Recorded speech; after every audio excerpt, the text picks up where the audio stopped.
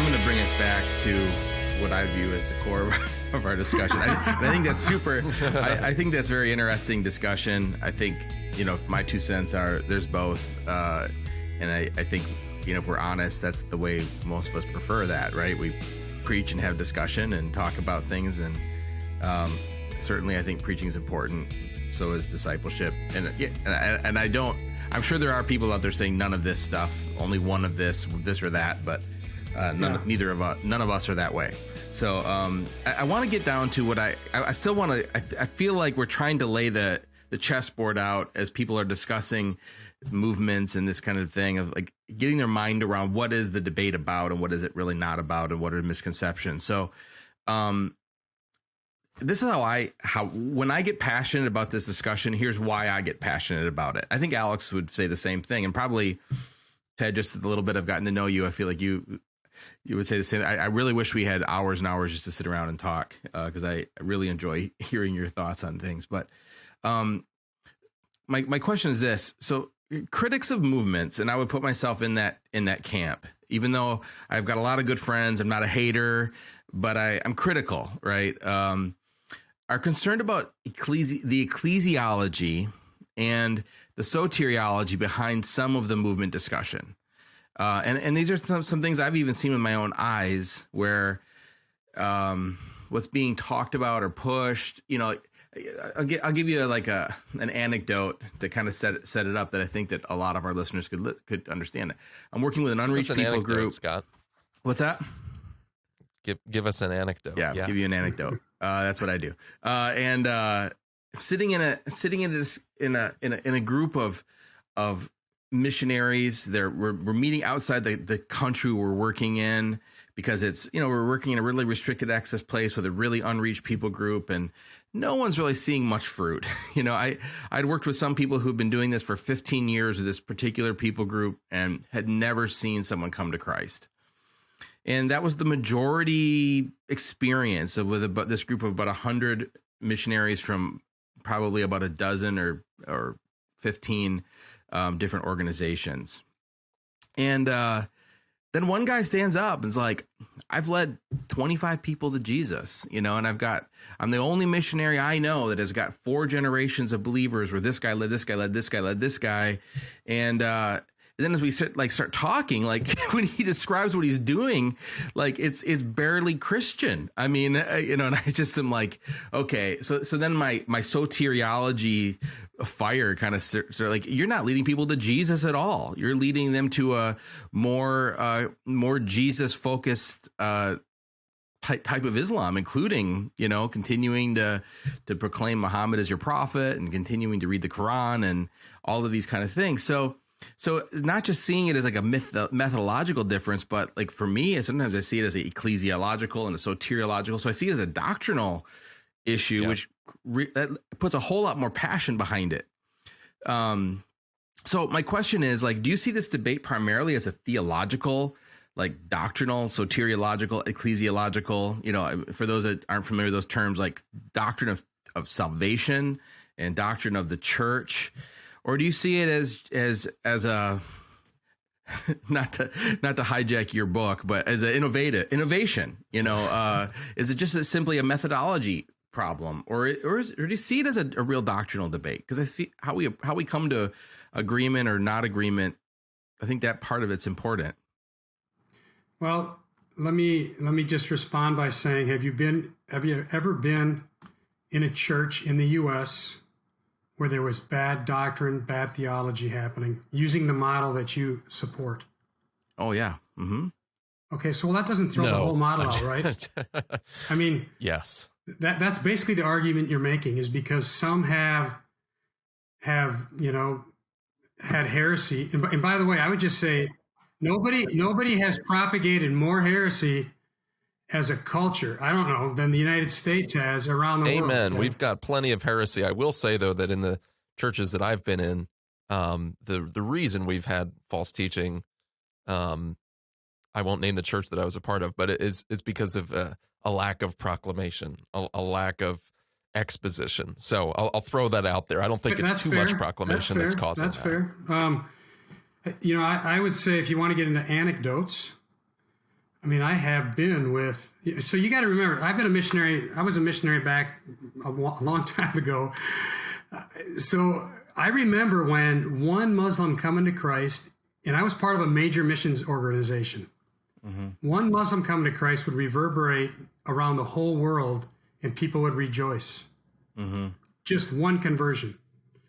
Today, we're in a very much different environment where we have seen there, by anybody's numbers, more Muslims have come to Christ in the last 30, 40 years than at any time in history. Yeah. And at least a good part of that has been through ministries practicing movement work. And I have visited those places, and I have seen both. I have seen places where they're saying this is happening, and I've come away and I realized that is not happening there. But I've also visited places where they say it's happening, and I've come away and it's happening there. So anecdotes to me are a tough sell because let me clarify. I was using an anecdote to help make my point, but clearly I didn't do that.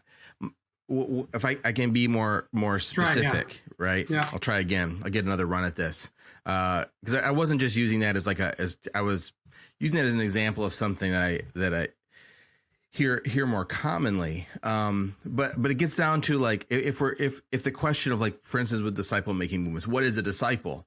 Is a disciple someone who's just studying the Bible? Is a disciple someone who's been saved and is publicly identified with Christ in baptism and is at least outwardly and publicly identifying himself with Jesus? Or, how are we defining that? Or when it comes down to church, is a church a gathered group of self-identified and publicly identifying believers who are gathering for teaching, but also for the administration of the ordinances or sacraments? Are there those elements of what we see in New Testament churches and their kind of, the definition of church that kind of comes out of the Reformation and even preceding that we see? Or is church a lot looser than that? Because it does seem like that's some of the disagreements of, like, when you see, the latest, I think it was from the IMB, like, I forget what the number was, Alex, 17,000 churches planted in South Asia, but then the rest of the world has got like a tiny little number of churches planted. And you're like, are they working from the same definition of church that everyone else is working on?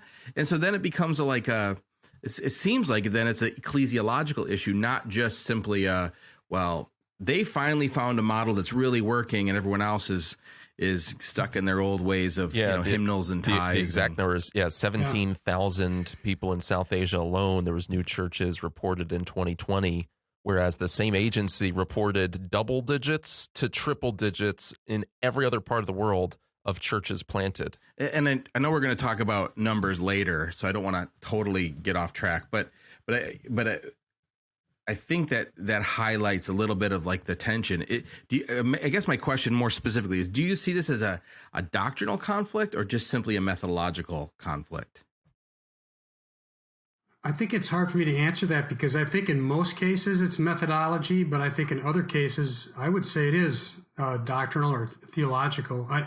I'm aware of a group, I won't name who they are, but they work on a lot of campuses and they report basically what I would call a Bible study happening in a dorm room as a church. Now, for me, that doesn't cut it. That's where it would hit a doctrinal issue for me. On the other hand, some of the definitions I see floated around on what it constitutes a church, it's probably going back to your liturgical podcast, but it's above and beyond what the scriptures talk about in terms of being a church.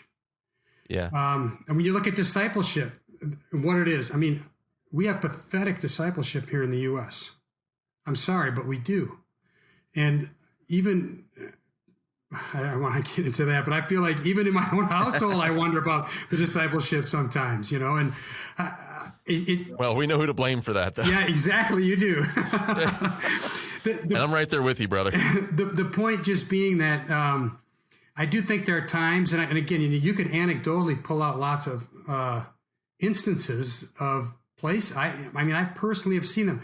I've been taken on dog and pony shows basically to see kind of show off ministry, and come away thinking that's really incredible what's happening there, only to gain additional information later on that makes me think, oh wow, we were misled. And I think it all goes to the problem inherent in evaluating and analyzing these kind of things. Not just movements, by the way, but also what I would call very traditional missionary work. It can be misleading to outsiders what's happening locally. So it's hard for me to answer that question with a yes or a no, a thumbs up or a thumbs down. And I'm not trying to equivocate. I'm just trying to say. No, I know. I feel like the problem is the questioner, not the response. So let me ask it another way. Would it be helpful for an organization like Missio Nexus Missio Nexus isn't a missionary sending organization, but let's just say any organization, to define what they mean by a church and define more specifically what makes at what point. I feel like in Christian history it's been pretty obvious what makes when you qualify someone as a disciple. You know, it's someone who is baptized and is publicly desiring to follow Jesus. Maybe that's just my own take. But do we need to have more definition around what do we mean when we use these terms as disciple? Is a disciple anyone doing a Bible study? Is a church any group of people studying the Bible? Is that part of the problem? Is that we don't have definition to what our organizations believe the Bible teaches on those topics? I would say it would be easier for me to answer that question when you talk about church than it would disciple. And I would hope that if an organization is committed to church planting, I would hope that they would have some kind of idea of what the target is. And if they don't, I would really want to ask questions about, what that might look like. But a great exercise, and it's one I've been undertaking as I've been going through the book of Acts myself, a great exercise to employ is to ask yourself, at what point was this group that Paul started a church? For example, he says, go and appoint elders in all the churches. Well, how can you appoint elders? How can it be a church if there's no elders there yet? But he says appoint elders in all the churches. But wait a second. He doesn't say appoint elders in all the discipleship groups that we hope to become churches. But this is the kind of parsing that, we place on these things. So, I would say that if you're, but also notice that planning, Paul as the missionary, but also notice that Paul as the missionary is going in and is appointing people to office. Right, it's not a completely organic process, So I think that that's a helpful text. Okay, but let's drill down on that one. So let's take the church in Colossae. Great, one of my favorite books on first century church is written by a guy named Wayne Meeks. It's called The First Urban Christians, and in that book he talks about what the church in Colossae looked like. Now, we don't do this, but the apostles tended to call churches by their city name, not by their First Baptist designation, right? And he would say that the most likely scenario was that in that city, there were numerous houses meeting, that none of those houses were considered a church, but together they had shared leadership, and the elders were actually appointed over that grouping or network of house churches. Well, that's a different model than, average pastor has in the U.S. We are very much congregation, elders appointed over that congregation, whereas that, if Wayne Meeks is right, and it's just Wayne Meeks, right? So who knows? But he's got lots of good evidence in the book. If he's right about that, then, what we would call a house church is really probably not the house church that we think of as a unto itself church, but it's connected to something a little bit bigger. So, there, and again, I would hope that there's some flexibility on that thing and that kind of thing. But I would agree, Scott, with the idea that if your organization is about church planting, you had better have an idea what the target is, and you should define that and make sure your missionaries understand it and know it and are seeking to fulfill that objective. I don't know that we can. I appreciate that. I appreciate the thoughtful response, Ted. I don't know if we can define church, but then not define disciple. I agree. It's probably easier to define church than define disciple, right? Because when you define disciple, then you get into like, well, is this person truly regenerate or not? And Right. there's some subjectivity there, right? Church, you can look at objective factors, right?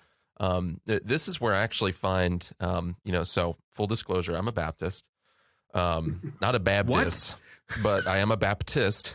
And in chapter 26 of the London Confession, there's this statement: all persons throughout the world professing the faith of the gospel and obedience unto God by Christ according unto it, not destroying their own profession by any errors or everting the foundation or unholiness of conversion. So basically, everyone who claims to hold to this gospel faith and obedience to Christ and is not destroying their profession of faith through their lifestyle are and may be called visible saints, right? So these are people who appear to be visibly Christians, and of such ought all particular congregations to be constituted.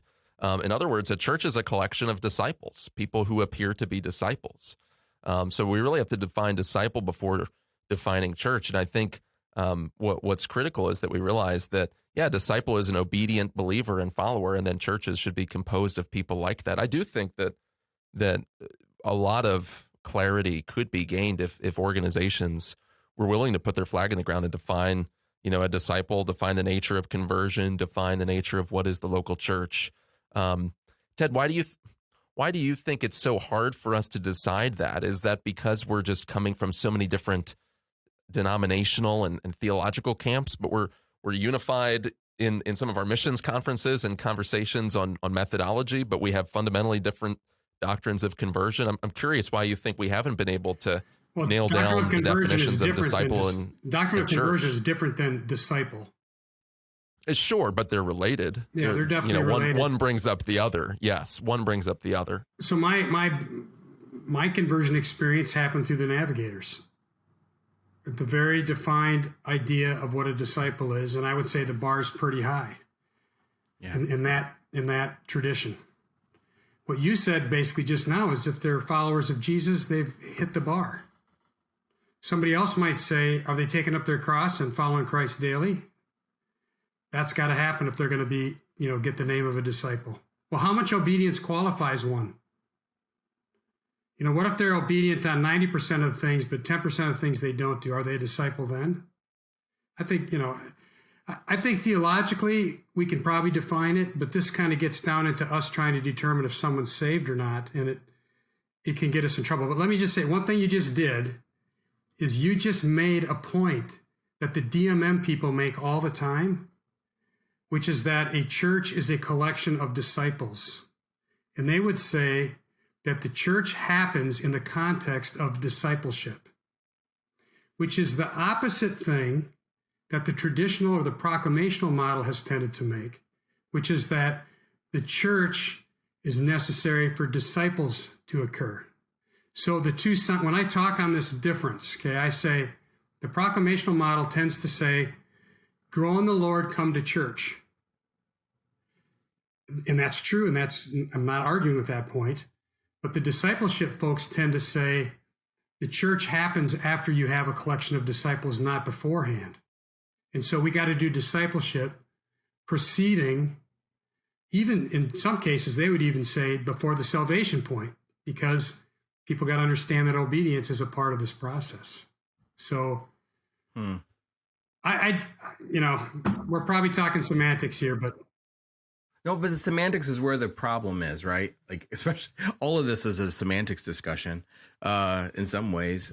Fair enough. Because while yes, a church is a collection of disciples, disciple making happens within the context of church. And I don't mean, when I say church, I'm not meaning just Sunday morning proclamation only. I mean, like within the body of believers. And I think that's probably a huge part of the issue with American churches, at least in my area, is that, people see their discipleship process and their walk with Jesus is completely divorced from the community of faith. They don't see themselves as that as a necessary component of that, where it does seem like that is something that Jesus and the apostles clearly taught, that the community of faith is where we grow to become mature disciples. And I guess maybe that's, I would consider I see a not disciple a as luxury a someone missionary has.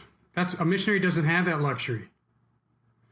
So if you're Explain. going into I don't a understand. I'm not sure I pioneering place, follow. there's no church to disciple them into. So that's why I say that question of when was it a church? And when was it, was it when the elders were appointed? Well, Paul's already calling it a church at that point. That would argue toward the collection of disciples argument. So Ted, my intention in reading that line from the confession was not to say that a church is only a collection of disciples. Okay, right? good. Because I believe there are such things as parachurch organizations. I work at one, right? ABWE is not a church.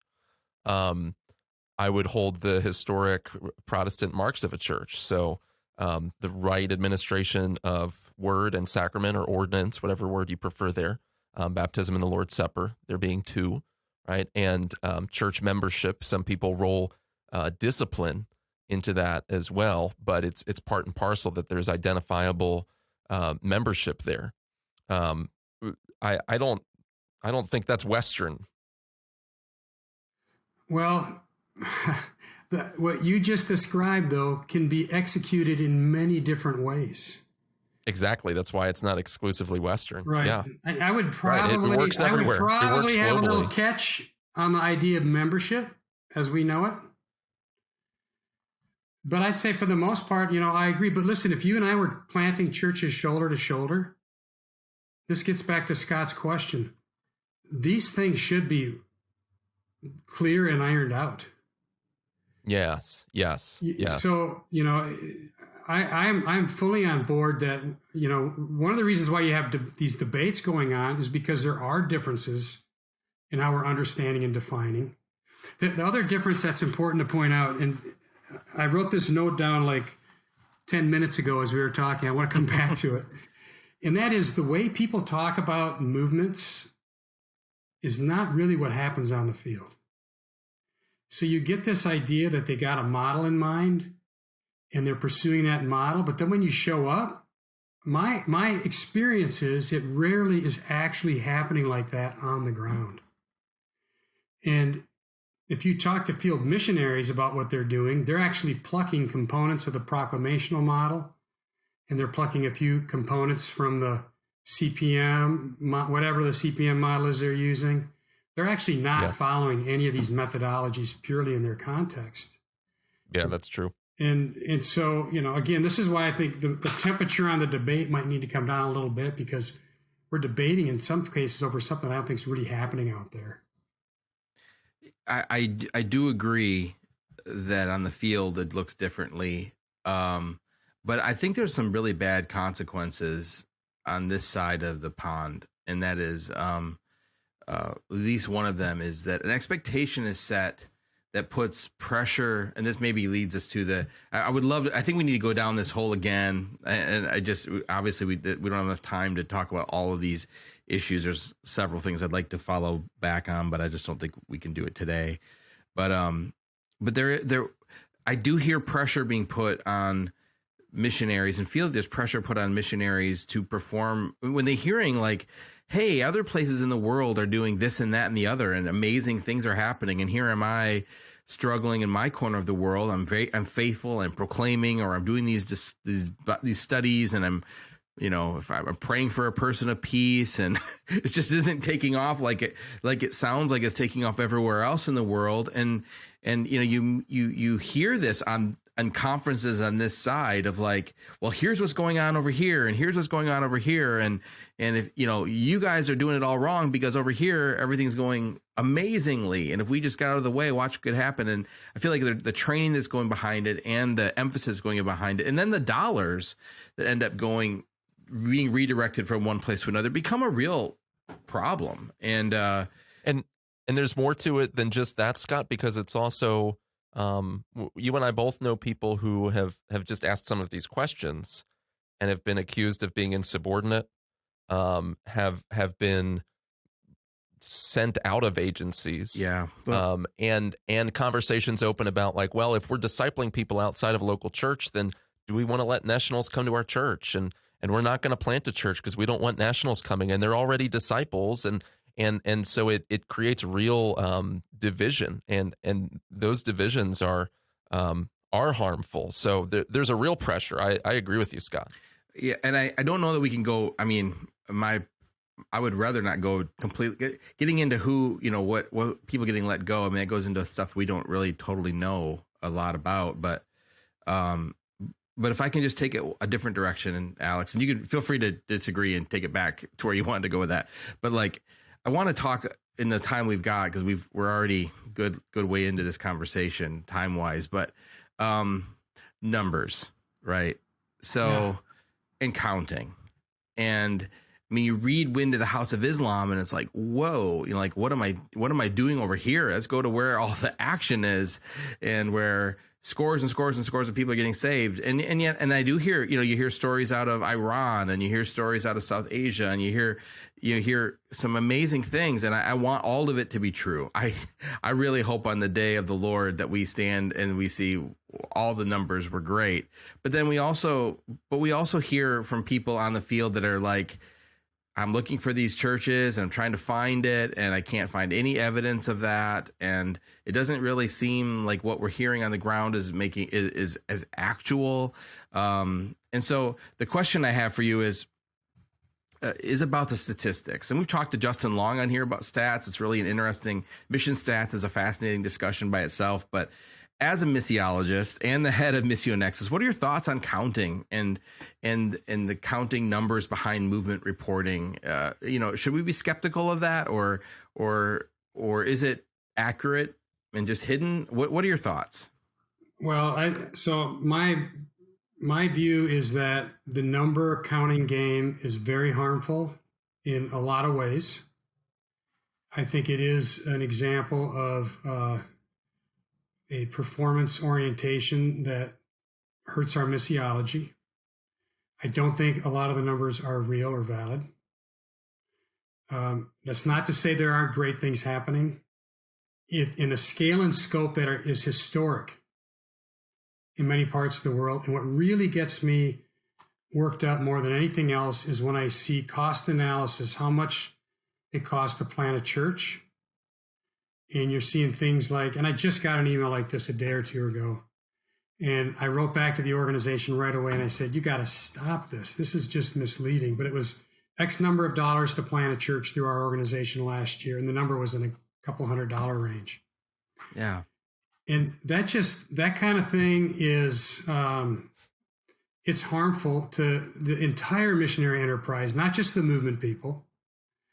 And I don't know why it's helpful to have those kinds of numbers and that kind of reporting. And I would also say, now I'm a pretty seasoned missionary traveler. Okay, I've been to 120 countries plus. I've sat in the room with many people doing movements, and I've been duped into thinking things are not what they are on numerous occasions. Those are the ones I know about. There's probably other ones I never realized I was being duped in, okay? So if that can happen to me, and I know some of the right questions to ask and to drill down on, trust me, it's happening on a broader scale to people that are less traveled than I am. And I'm not trying to put myself out here as the expert that knows better than everybody else, but I do think that it's very easy for people to come away with the wrong idea about what's happening.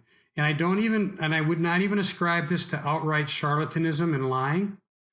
I think a lot of times it's enthusiasm and it's naivety.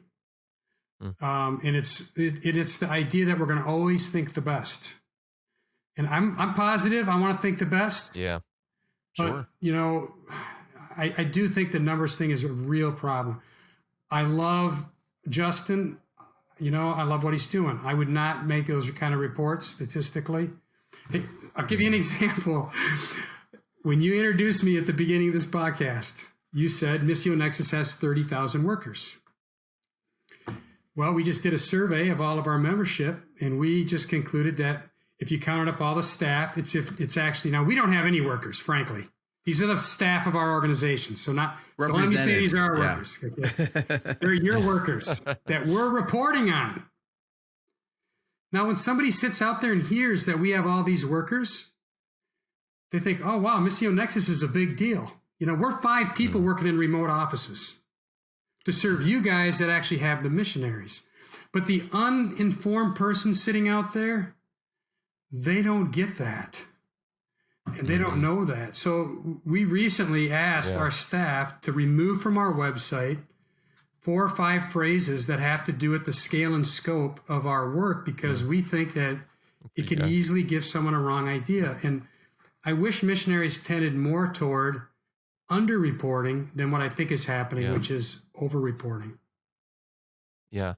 There's always a temptation to speak that way. And when you see success, to reverse engineer it and to want to police each other on, hey, just do this, and then we'll get to these numbers. And there are interests, right? And there are donors, and those are real sin problems where we're tempted towards exaggeration. And it can happen whatever your camp you're in. You can be tempted to exaggerate and be dishonest in some way. And I think we have to constantly be living before the face of God and letting him scrutinize us and looking at ourselves in the mirror the way that you guys were, and you described that. That's helpful, Ted. So my question for you is do you see a way forward? What would you suggest to those like us who are critical of DMM? But what would you also suggest to those who are passionate about these methodologies and kind of there's the temptation to exaggerate, and I think you're doing a good job representing your side and policing your own ranks. What is the way forward? Maybe what are some ways that you would challenge both sides? Yeah. Well, I'd say the first thing I would do. So I wrote an article in 2013 about the 2 different models that are out there, and that article has been read a lot. And what I tried to do is I tried to say this is the movement model and this is the proclamational model, and compare and contrast them. And my goal in that article wasn't to say one's better, one's just these are the 2 different models that are out there. So since I wrote that in 2013, what I've seen on the kind of the anti-movement side or the critical side is they have not produced a positive message about what they're for as much as a negative message about what they're against.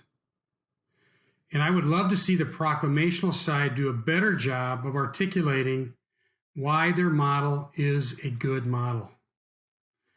So that would be my advice to that side. Instead, what I see them doing is saying, these are all the problems.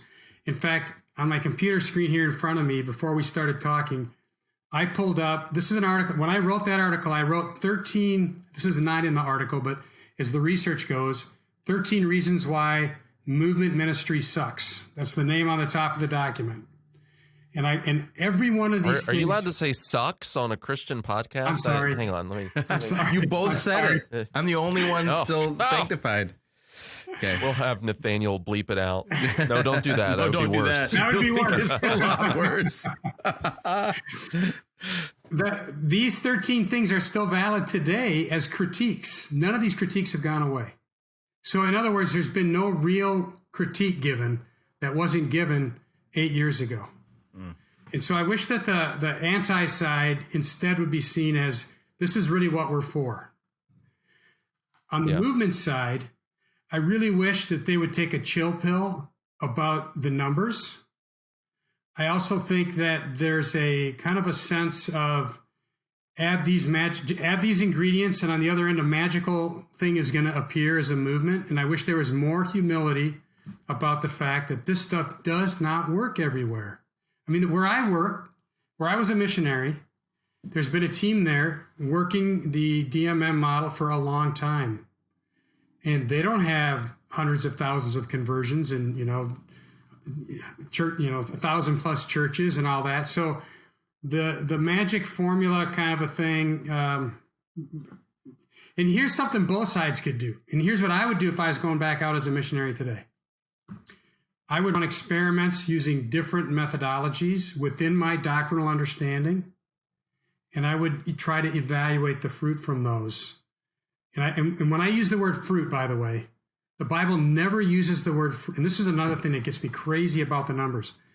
The Bible never uses the word fruit to talk about numeric anything. The Bible the fruit is estimated in terms of character in the scriptures. Sure. Yeah.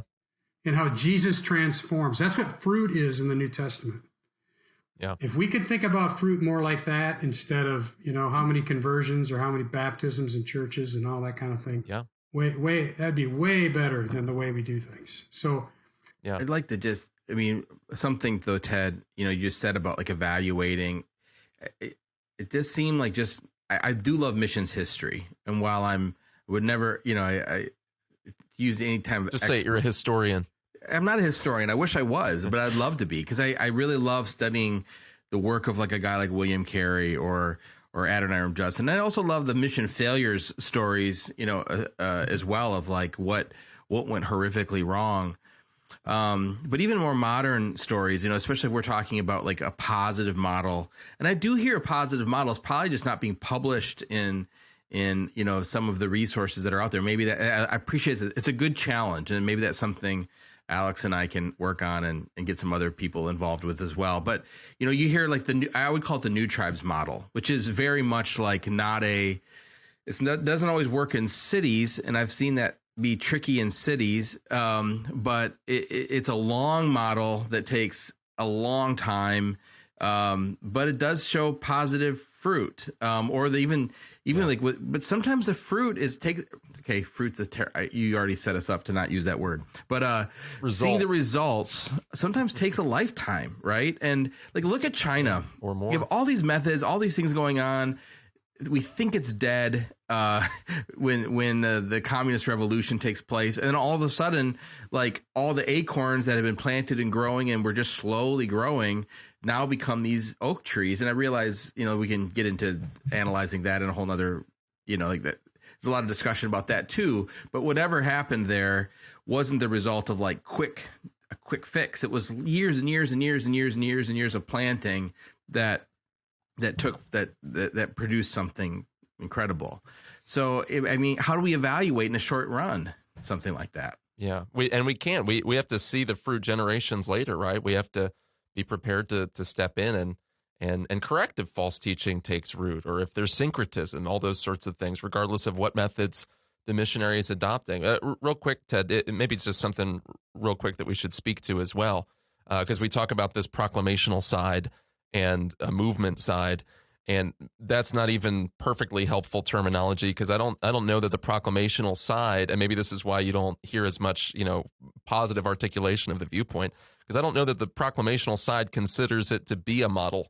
I think the proclamational side, being one of those guys, I would say, hey, we're just trying to find what this outer border is that Scripture gives, and what are the non-negotiables? Like, well, at the end of the day, we know a church can't be anything less than the proclamation of the word and disciples gathering for prayer and worship, and having a self-conscious recognition of themselves as followers of Christ that are doing word and the ordinances, right? For instance, I think what we're trying to do is sketch out what is the borders that we shouldn't be coloring outside of. And yeah, Scott mentions like the New Tribes model. I think like the IMB's Foundations document is a helpful tool for just sketching out some basic definitions, but realizing there's a lot of wiggle room within some of what we do there. And I think having conversations like this is critical going forward as we, brothers in the Lord, flesh out what we do, because there are implications for it.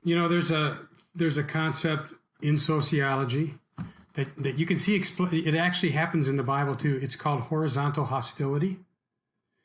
And is that what's happening on this show right now? No.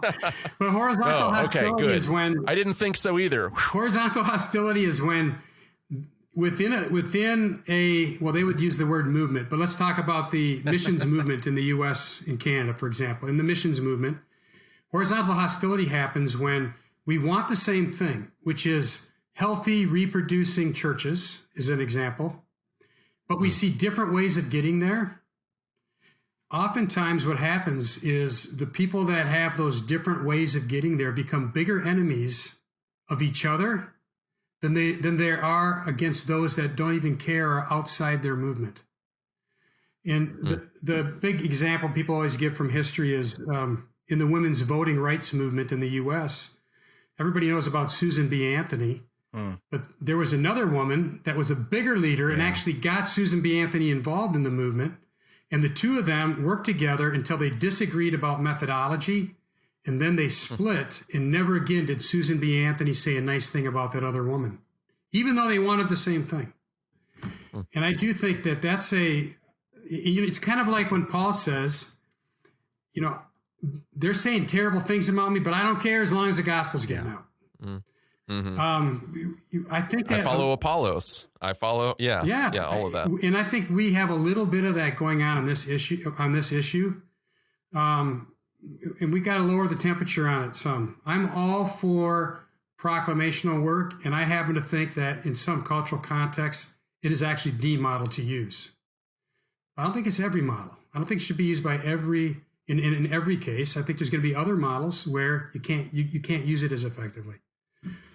And I do think they're models. I don't think it's fair to say we're just looking for where all those lines are, because I do think the other side would say, yeah, well, your circle's here. Ours is a little bit bigger or a little bit smaller here.